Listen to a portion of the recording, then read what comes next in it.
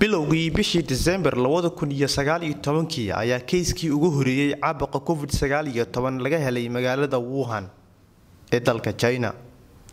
Kadib caabuqani ayaa si safmar ah u wada gaaray dunida dacaladeeda. Bishii March 16 2020 ayaa laga helay Soomaaliya keyskii ugu horeeyay ee coronavirus.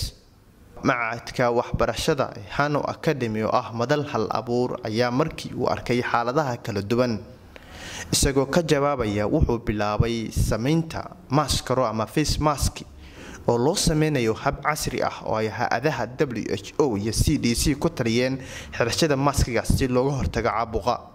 sidoo kale macadka Hano Academy ayaa bilaabay wax soo saarka saabuun taa oo loogu talagalay in gacmaha lagu meerto muhiimaduna ay tahay ka hortagga COVID-19. waxyaabaha ay soo saartay Hano Academy oo lagu gol lahaa ka hortagga coronavirus ayaa waxa kamid ah face shield iyo dhar loogu talagalay inay xirtaan taqaatiirta la tacaalaysa xanuunka COVID-19.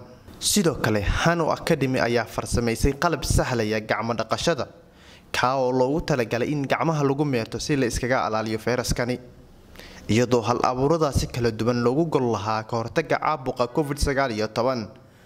hal abuuradaas kala duwan ayaa waxa lagu soo bandhigay xarunta ganacsiga iyo hal abuurka ee Saanqaad waxaana iska kaashanayay macadka waxbarashada ee Hano Academy, Somali STEM Society iyo waaxda xalka waara ee gobolka Banaadir.